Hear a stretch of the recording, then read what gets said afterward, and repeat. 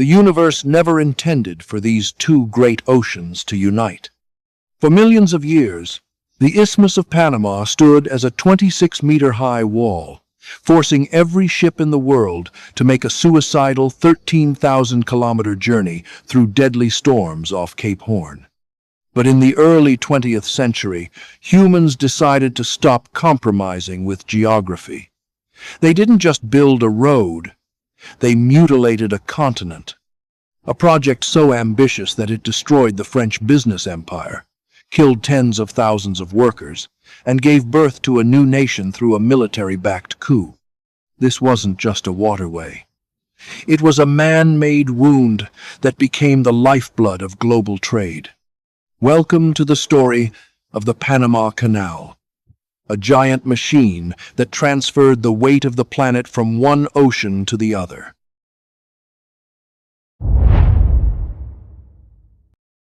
This continent-spanning journey began with arrogance. Ferdinand de Lesseps, the man behind the Suez Canal, believed he could repeat his miracle in Panama. However, he made a fatal mistake. He compared Panama to Egypt. In Suez, he dug sand in a flat desert. In Panama, he faced impenetrable rainforests, rugged granite mountains, and rivers that could flood 10 meters overnight. For 8 years, this French project was hell on earth. Landslides continually filled in what had been dug day after day. However, the deadliest enemy wasn't rock or mud, but an invisible one: malaria and yellow fever. At the time, doctors didn't yet know that mosquitoes were the carriers. French workers died in their thousands until de Lesseps' company went bankrupt, sparking the biggest financial scandal in French history.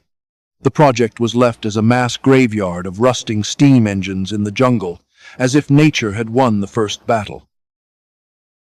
Seeing the failure of France, the United States, under Theodore Roosevelt, saw a golden opportunity. For Roosevelt, the canal wasn't just about trade, it was about military dominance. The American Navy needed a quick way to move its fleet from the Atlantic to the Pacific without having to circumnavigate South America. The problem was that Panama was then part of Colombia, and the Colombian government rejected the American offer. What did Roosevelt do? He didn't negotiate twice. America supported a separatist rebellion in Panama, sending warships to blockade the Colombian military, and within days, Panama declared its independence. In return, the new nation granted America exclusive rights to build and control the canal zone forever. This was the most controversial chapter, a waterway born of a geopolitical coup. With contract in hand, America began what France had failed to do, but with a far more radical strategy. American engineers realized something the French hadn't. They couldn't dig down to sea level. Panama's geography was too rugged. The solution? They decided to lift ships over the mountains. The Americans built the Gatun Dam, creating the largest artificial lake in the world at the time, and designed a system of locks that functioned like a giant elevator. The system is a mechanical marvel. A ship enters a giant concrete chamber, the doors are closed, and millions of liters of fresh water from the lake are pumped by gravity without a single pump to lift the ship, 26 meters to the level of Gatun Lake. The ship then sails across the continent through the lake, before finally being lowered back into the ocean on the other side. The biggest challenge is the Culebra Cut, a 12-kilometer-long trench dug through granite mountains. Millions of tons of dynamite are detonated, and trains operate non-stop like a central nervous system to transport the debris out of the jungle. After a century of operation, the Panama Canal is facing an identity crisis.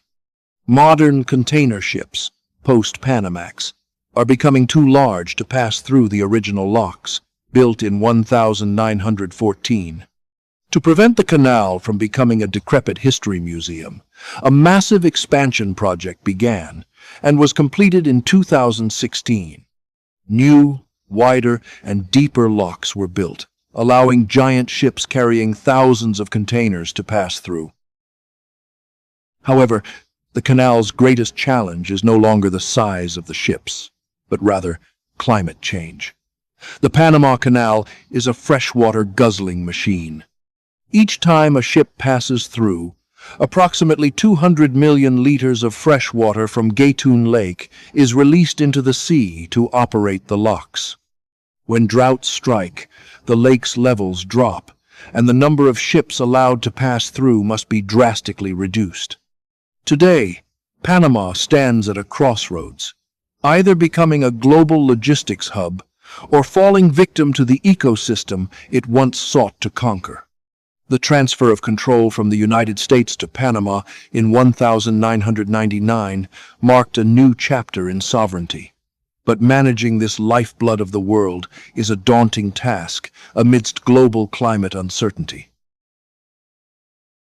The Panama Canal proves that if humans are ambitious enough and ruthless enough, we can change the anatomy of the planet. It stands as both a monument to engineering success and a reminder of the human and environmental costs of progress. Every ship that passes through is a testament to the millions of tons of dynamite exploded and the tens of thousands of lives lost in the tropical mud a century ago. We may have successfully united two oceans, but nature always has a way of reminding us who's really boss. Will the canal survive another 100 years, or will it be swallowed up again by the jungle it once divided?